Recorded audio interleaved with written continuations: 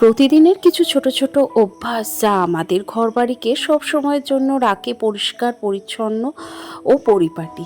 আর এই ছোট ছোট অভ্যাস বা কাজে লুকিয়ে থাকে আলাদাই একটা মানসিক শান্তি। তো হ্যালো এভরিওয়ান, গুড মর্নিং। কেমন আছেন সবাই? আশা করি সবাই খুব ভালো আছেন, আর আমিও ভালো আছি। আমার আরও একটি নতুন ব্লগে আপনাদের সবাইকে স্বাগত জানাই। আজ হলো মঙ্গলবার, আর সকাল এখন 8:30 মতো বাজে। আর ঘুম থেকে অনেকক্ষণ উঠেছি, বাসি কাপড় চেঞ্জ করে চা খাওয়া হয়ে গেছে। আর সকালবেলা থেকেই টুকটাক করে ঘরের কাজগুলো সেরে নিচ্ছি। সকালবেলায় যদিও সেরকম চাপ নেই, তবুও কিছু কিছু করে কাজ না করলে দেখা যায় কি বেলা যত বাড়ে তত অন্যান্য কাজের চাপে তখন কিন্তু এই গোছানোর কাজগুলো কিন্তু হয় না। তাই আমি চেষ্টা করি সকালের দিকে সমস্ত কাজগুলোকে একবারে গুছিয়ে পরিষ্কার করে তারপরে রান্নাঘরে যেতে। আজকে সোনার স্কুল রয়েছে, সে তো স্কুলে যাবে, আর সেও ঘুম থেকে উঠে পড়েছে আর সে গেছে ফ্রেশ হতে। তো এর মাঝখানে আমি এদিকে বিছানাটা গুছিয়ে একেবারে ওর ড্রেসটাও রেডি করে দেবো, মানে ও স্কুলে যাওয়ার সময় যা যা ওর যাবতীয় জিনিস প্রয়োজন। এমন নয় যে ও করতে পারে না, সবই করতে পারে। তার মাঝখানেও আমি ওকে অনেক কিছু রেডি করে দিই। আমার মনে হয় যদি এই কাজটা যদি আমি না করি হয়তো ভুলে যাবে, বা এটা নিয়ে আবার পরে দৌড়াদৌড়ি করতে হবে। তো ওই জন্যে আমি বেশিরভাগ কাজটাই ওকে জোগাড় করে দিই। তো গতকালকে জামা কাপড়টা ধুয়ে দিয়েছিলাম, কালকে বলাটা ঠিক হবে না, দুদিন আগেই মানে ধুয়ে দিয়েছিলাম, মানে কেচে দিয়েছিলাম। তো সেগুলি বৃষ্টির জন্যে শুকিয়েছিল না, তাই কমফোর্ট দেওয়া ছিল, ঘরেই মেলেছিলাম। যদিও রোদ্দুরে শুকানোর একটা মজাই আলাদা, তবে রোদ্দুরে না হলে আর কি করা যাবে বলুন। তো বাইরে যে পরিমাণ বৃষ্টি হচ্ছিল, তো তাতে করে ঘরেই মেলতে হচ্ছিল, তা শুকিয়ে নিয়েছি। এইবারে এগুলোকে আয়রন করা বাকি ছিল। আসলে সেদিনকেই ভেবেছিলাম আয়রনটা করব, তবে বিকেলবেলায় আর সময় করে উঠতে পারিনি। তাই এখন চট করে আয়রন করে নিলাম। আর যে সমস্ত জিনিসের ওর প্রয়োজন, যেমন হচ্ছে সক্স, তারপরে ঘড়ি, আরও হচ্ছে চশমা, এগুলি রুমাল, এগুলো সব হাতের কাছে রেডি করে রাখলাম। তো এরপরেও টিফিনটা বানিয়ে দেবো। আজকে যেহেতু মঙ্গলবার আর একেবারে ফুল ডে ক্লাস হবে, তো ওই কারণে একেবারে টিফিনটা রেডি করে দেবো। আর ওর টিফিনে আজকে আমি একটু অন্য কিছু ট্রাই করছি। তো এই যে আমি গতকালকেই আলুটা সেদ্ধ করে রেখেছিলাম। আসলে যেদিন ওর স্কুল থাকে আমি সকাল সকাল চেষ্টা করি মানে একটু তাড়াতাড়ি করে জলখাবার, মানে ওর টিফিন এগুলো রেডি করতে। তাছাড়াও বাড়ির সকলের জলখাবার তো রয়েছে। তো ওই জন্য আমি কিছু কাজ আগের দিন রাত্রিরে গুছিয়ে রাখি। তো তার মধ্যে আমি আলুটা সেদ্ধ করে রেখে দিয়েছিলাম ফ্রিজে, যাতে সকালবেলায় উঠে আমার চটজলদি কাজটা হয়ে যায়। তো আমি আজকে একটু অন্যরকম খাবার ট্রাই করছি, মানে এটা আগে কোনো দিন করিনি, তবে এটা করার ওর খাওয়ারও খুব ইচ্ছে। আর সাধারণত চেষ্টা করি নিজের মতো করে করার। সবসময় যে সব কিছু কপি করেই করতে হবে এমন নয়। তো গতকালকে আমি একটুখানি আতপ চাল আর একটু বিউলির ডাল ভিজিয়ে রেখেছিলাম। মানে আতপ চালটা যদি হাফ কাপ হয়, তাহলে বিউলির ডালটা তারও হাফেরও হাফ নিতে হবে, একদম অল্প পরিমাণে। তো 2 ভাগ, মানে 3:1 এরকম রেশিওতে চাল আর ডালটা ভেজানো। তো সেটা ভিজিয়ে রেখেছিলাম, বেশ সুন্দর ভিজে গেছে। সকালবেলায় উঠে মিক্সিতে একেবারে বেটে নিয়েছি। আর বেটে নেওয়ার পর বেশ কিছুক্ষণ ধরে লবণ দিয়ে ফেটিয়ে নিয়েছিলাম।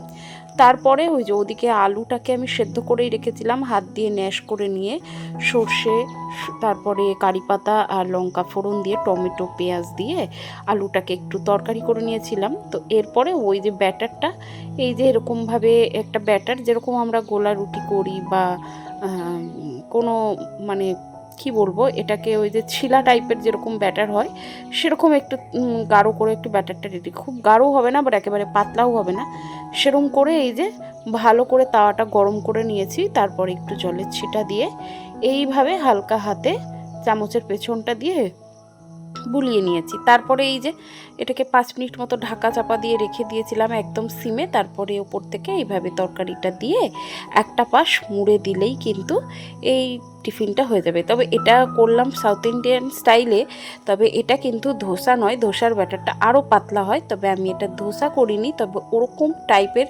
জলখাবারটা করে দিয়েছি। তবে এটাও কিন্তু সাউথ ইন্ডিয়ান স্টাইলেই হয়। তবে এটা খেতে কিন্তু অসাধারণ হয়েছিল, সোনাহাট এরকমই বলেছিল। আর এই মাত্র ওর টিফিন ওকে ঠান্ডা করে রেডি করে জল সমেত দিয়ে এখানে রান্নাঘরে বেশ কিছু বাসন হয়েছিল মাজতে মাজতে, যেটা দেখলাম সেটা হলো যেটাকে আমরা বলি গুইসাপ, অনেকে গুইসাপ বলে, আর কি নামে পরিচিত জানি না। আপনাদেরকে আমি একটু ক্লোজ করে ক্যাপচার করে দেখানোর চেষ্টা করলাম। ওই যে পাঁচিরটা আর ওই ঘরটার মাঝখানে যে একটু গ্যাপ রয়েছে, সেই গ্যাপের মধ্যেই উনি আর কি ছিলেন। তো উনি পাশের বাড়ির থেকে উঠে ওই আমাদের রান্নাঘরের সামনের পাঁচিলের ওপর দিয়ে যেভাবে হেঁটে হেঁটে গেলেন, আমি হঠাৎ করেই চোখ যাওয়ায় বেশ চমকে গেছিলাম। তো আমার এতটাই ভয় পাই ওই জিনিসটাকে দেখে, আমার ওই সমস্ত জিনিসে ভীষণ ভয় লাগে। তো তারপর থেকে ঘরের জানলায়, যদিও আমার নেট দেওয়া রয়েছে, কিন্তু তবুও যেন জানলাটা খুললেই আমার ওই ওনার কথাই আর কি মনে পড়ছে। তো যাই হোক, আসলে উনিও তো সেভাবে বেরোচ্ছেন না, আসলে বৃষ্টির জল বা গরমের জন্যই বেরিয়েছেন। তো কী আর করা যাবে, সবারই আত্মরক্ষার তাগিদেই আর কি বেরোয়। তো ওটা দেখছিলাম আর আপনাদেরকেও একটু ক্যাপচার করে দেখানোর চেষ্টা করলাম। জানি না কতটা দেখতে পেলেন, তবে এরপরে যদি কোনো দিন দেখি অবশ্যই দেখাবো। তো বেশ কিছু জামাকাপড় ছিল, চাদর এইগুলো ছিল, সোনার বেশ কিছু ড্রেস, আমার সমস্ত কিছুই কাচা ধোয়া করে নিয়েছি। আর রোদ্দুরটা এত সুন্দর সকালে উঠেছে, তাই ভাবলাম আগে ছাদে মেলে দিয়ে আসি, জামাকাপড়গুলো যতটুকু শুকিয়ে যায়। আসলে এই বর্ষাকালে কি হয়, এই জামাকাপড় তোলা, মেলা, তারপরে বৃষ্টি পড়লে আবার তাকে তুলে নিয়ে আসো, আবার রোদ্দুর দেখে মেলতে যাও, এই করতে অনেকটা সময় নষ্ট হয়। তো তার জন্যে আমি যখনই রোদ দেখি জামাকাপড়গুলি কেচে মেলে দিই। তো ব্যাস, আমার কাচা ধোয়া তো কমপ্লিট, এবার ছাদেগুলো মেলা থাক। তো এখন তো রোদ্দুরের তাপটা বেশ ভালো রয়েছে, মনে হচ্ছে শুকিয়ে যাবে। আর যদি না হয় সেক্ষেত্রে কমফোর্ট দেওয়া আছে, অসুবিধা নেই, ঘরের মধ্যে মেলে দিলেও শুকিয়ে যাবে। ব্যাস হয়ে গেছে কাঁচা, চলুন নিচে যাই। ওইদিকে কিন্তু নিচেও কিন্তু রান্নাটা মানে ভাতটা বসিয়ে এসছি, বাকি কিন্তু কিছুই করিনি। গোটা ছাদ ভর্তি করে মেলে দিলাম। আর বাইরের ওয়েদারটা দেখুন, আকাশটা একেবারে পেঁজা তুলোর মতো, কি ভালোই না লাগছে না। এই আকাশ দেখলে মনে হয় মা দুর্গা আমাদের খুব কাছাকাছি আছেন বা খুব তাড়াতাড়ি চলে আসবেন, এরকমটাই আমার মনে হয়। আচ্ছা, আপনাদেরও কি একই রকম মনে হয়? বর্ষাকাল আসলেই মনে হয় যেন দুর্গাপুজোর কিন্তু আর বেশি দিন নেই, সামনেই রথ।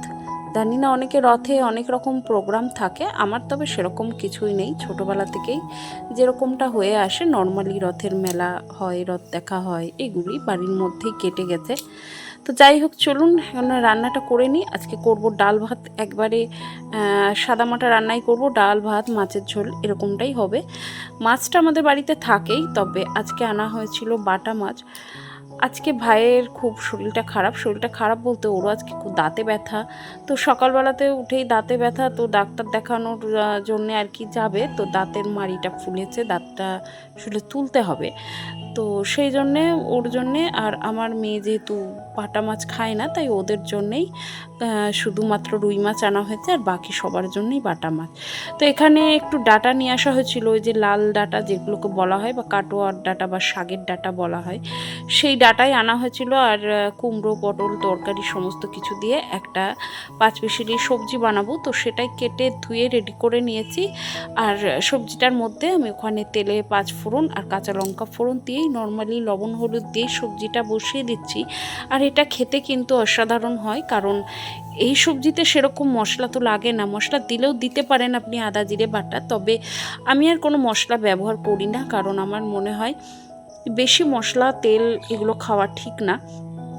তবে আমার বাড়িতে তো বেশিরভাগই সব বয়স্ক মানুষ, তো তাদের হজম শক্তি খুব একটা তো ভালো না, যত দিন যাবে বা যত বয়স বাড়বে হজম শক্তিও কমতে থাকে। তো ওই কারণে আমি মশলাটা একটু কম ব্যবহার করি, তেল ঝাল এগুলো সবই কম দিই। তবে হ্যাঁ, চলতে ফিরতে গেলে যতটুকু খাওয়ার ততটুকু তো খেতেই হবে, তবে মাঝে সাঝে এক দিনকে হয়ে যেতেই পারে, সেটা কোনো সমস্যা নয়। তো যাই হোক, এইদিকেই দেখুন একদম ছোট সাইজের বাটা মাছ, এগুলো একদম কেটে ধুয়ে রেডি করে নিয়েছি, এবারে একদম লাল লাল করে তেলে ভেজে নেব। তো তো ব্যাস চলুন, এবার এই রান্নাটার দুরকমভাবে হবে, কারণ মা তো ঝাল মশলাটাকে মাকে বিশেষত একটু কমই দিই, একেবারেই মানে ঝাল মশলা ছাড়াই আর কি বলতে পারেন। তো আমাদের রান্নাটা ওই কারণে আলাদা করতে হয়, কারণ আমার শ্বশুরমশাই কিন্তু যেমন তেমনভাবে খেতে পছন্দ করেন না, বা আমার হাজব্যান্ডও তাই। আসলে আমার শ্বশুরবাড়িতে মানে শ্বশুরবাড়ির ধাত্তা চোরা বাঙাল, আর আমার বাপের বাড়ি হচ্ছে ঘটি। তো ওই জন্য রান্নার মধ্যে না বেশ কিছু সামঞ্জস্য থাকে, মানে পার্থক্য থেকেই যায়। ঘটি আর বাঙালি তো আলাদা করে বলার কিছু নেই, রান্নায় অনেকটাই পার্থক্য থাকে। তো সেইগুলো আমি চেষ্টা করি সবার মতো করেই করার, যাতে সবাই খেতে ভালোবাসে। আর বিশেষত আমাদের বাড়িতে বাঙাল হলেও আমার শ্বশুরমশাই কিন্তু ঝাল প্রচণ্ডভাবে খেতে পারেন, আমার হাজব্যান্ড, এরা দুজন, বাদবাকি কেউ কিন্তু অতটা ঝাল পছন্দ করে না। তো ওই জন্যে একটু আলাদা করেই রান্না করতে হয়।